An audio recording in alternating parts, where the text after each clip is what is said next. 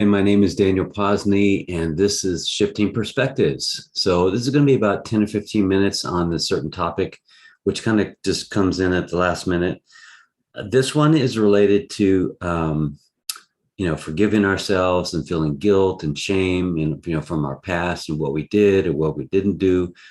All those things that, if you're a human being, you probably had some experience with, whether you're a little kid or you're an adult. But if you've been listening to this for a while, then you probably know that whatever you're feeling that you've been having in your adulthood probably tracks back to something in your childhood, whether you know it, remember it or not. It usually tracks back to that. Um, I was just kind of meditating, closing my eyes, thinking about my past and my childhood, or when young adult, and different experience I had in relationship and mistakes I made in parenting and all those. I could pick up so many. We could have a chat all day long about all the things that I did wrong. But I think about that, where I was at that time. And I was very insecure, just moving from reaction in the best way that I knew how. If things got too wonky, I would just go off and go do something, or drink, or do sports or something, and that was just what I knew. I didn't know anything else than that. So yeah, I can look back and say, oh, I should have treated my kids better. I should have treated my wife better. I should have not done that in that relationship, or all those kind of things. But when you're there, when you're in it, it's kind of like, imagine how it might be in a combat situation, or when you're a first responder or something. You're moving in a way that makes the most sense to you, with the tools and awareness that you have at the time. And then I got to thinking about what makes me who I am right now, that I could look back at myself and have some kind of judgment about how I didn't do it right, or I should have done it differently. And there's a saying that goes along with, as you get older, you become older and wiser. And it's just very oversimplification of what's going on from my perspective. So we're going to go a little deep right now about what I feel is actually happening as I progress and I start to kind of awaken my consciousness more. I start to become more clear. So the process has been, shit happened. Had a big breakdown in my life, thought about leaving the planet, and that caused me to kind of really open up and really start to look at a different way of living. I knew that the way I had been doing it was not healthy, and I don't know how much longer I could have done it. And then I started to kind of look at myself. I started to look at my patterns and my beliefs. And what that does is, now this is not something I can prove, but it just seems like this is the case from what other quantum reality and quantum physics and talk about dimensions and that kind of thing, what it kind of goes into. And it's this: as we make choices and we make decisions, we step into another frame of reality. You can think of like your life as all these different frames, thousands and thousands of frames. And if you move that frame in a certain way, your brain makes it look like it's moving. So that's how like motion pictures work. So each frame you can think of as a different reality of consciousness. And then you make a choice, boom, oh, you're in this other reality where you've made that choice. Oh, you made an opposite choice. Oh, you're down in the other reality. So just think about making those choices over and over again.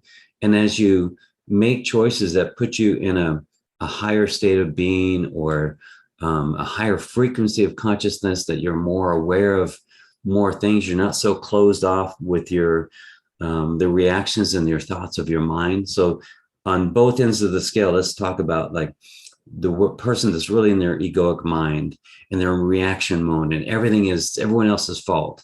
That's at one end of the scale.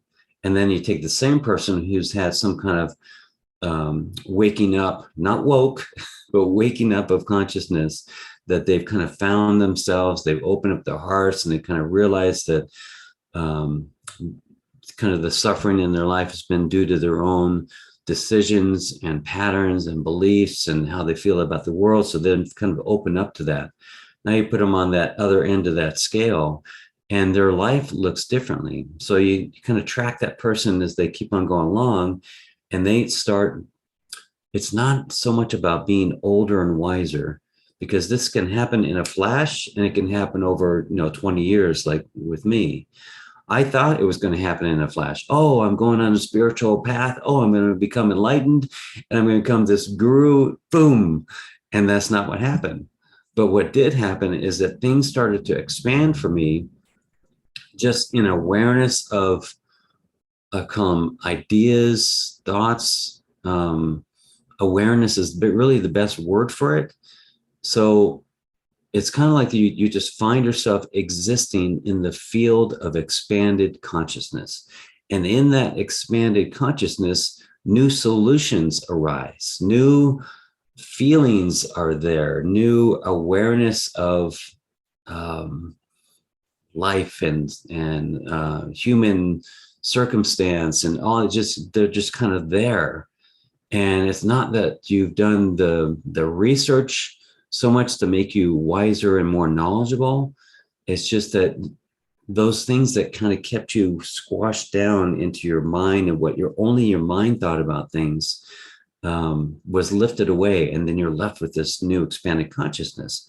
It's sort of the same thing that happens with certain psychedelic drugs and plants, that it removes that boundary, that barrier that keeps you in this limited point of view. When you open it up, LSD, psilocybin, ayahuasca, all these different things activate our mind in such a way that it removes those barriers, and people find themselves in just an expanded state of awareness or consciousness. So if we take all that and we say, okay, looking back to where I came from before I had a little bit more expanded awareness or consciousness, I didn't have that expandedness. So how can I expect to know what I know now in this expanded consciousness? See what I'm getting at? It's like we're judging ourselves, and we're putting this guilt and shame us, or our mind is putting this guilt and shame on us for something we had no access to. So yeah, I could go back to my life 20 years ago, hold on a second, let's, you'd kind of tap into something different. And like, if I was there with my old self, I'd kind of grab him by the back of his shirt. Hold on, Daniel, don't do that. Don't do it. Wait, don't say that.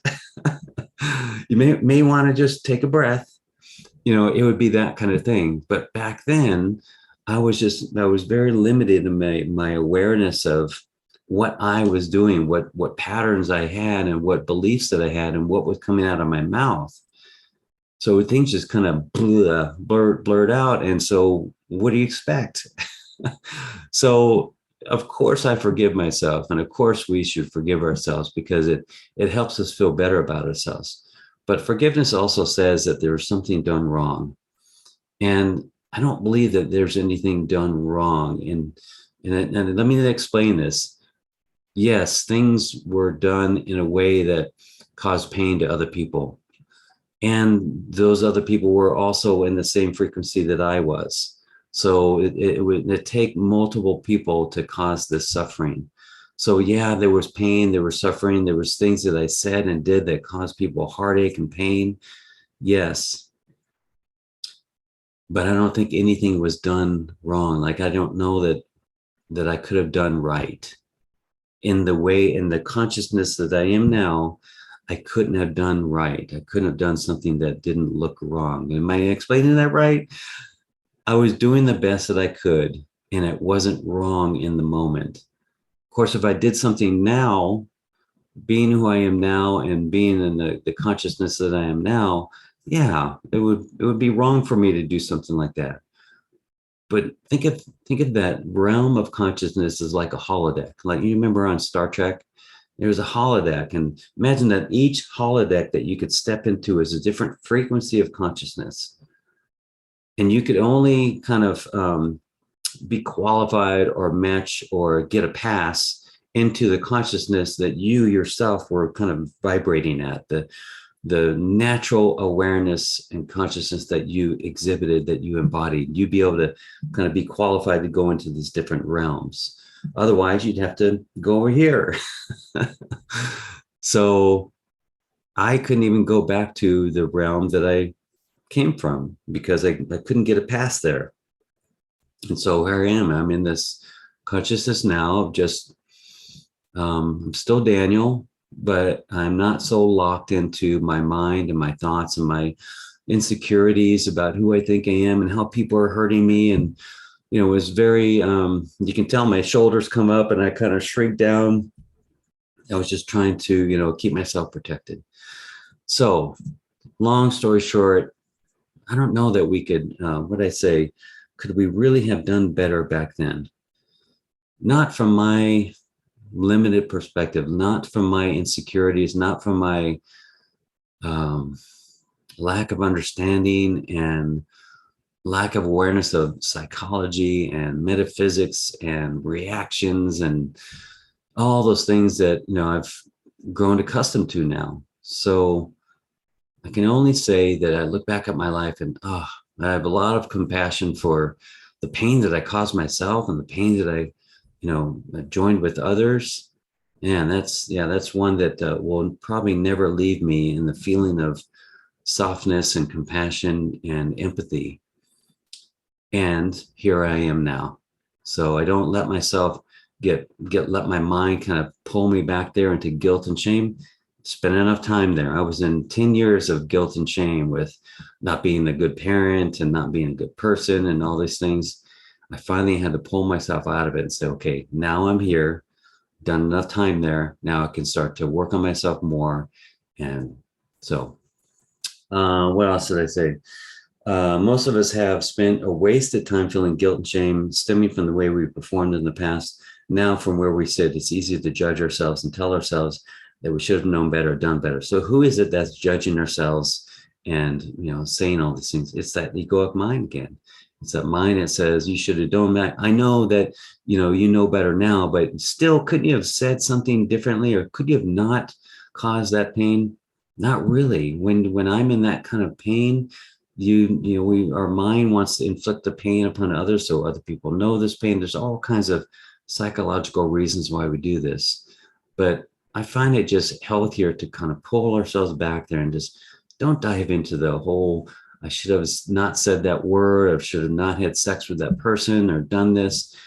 That's where I was back then, and this is where I am now. And I guarantee there's probably not a person on the, or many people on the planet that haven't gone through their own crap, that haven't, gone through some kind of not being a good person for a little bit.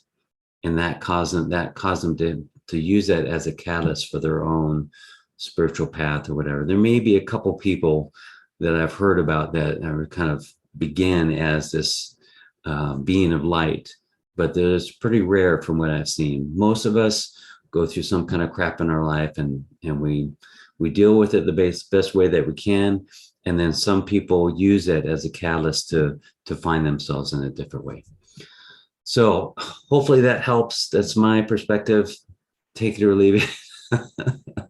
That's just a perspective that's helped me to continue to be here right now and be with that person that was 20 years ago, and allow him to sit here right beside me and be with me. Let's have a beer together. Let's hang out together. I love you. And I always say, if he were to just, step in this room, I'd have to say, excuse me, I need to go tackle this guy with love, because that guy was just doing the best that he could. So hopefully that serves you, and that makes it for a little softer forgiveness in your past. All right. I love you. Thank you. Bless you. And hope to see you next time. Bye.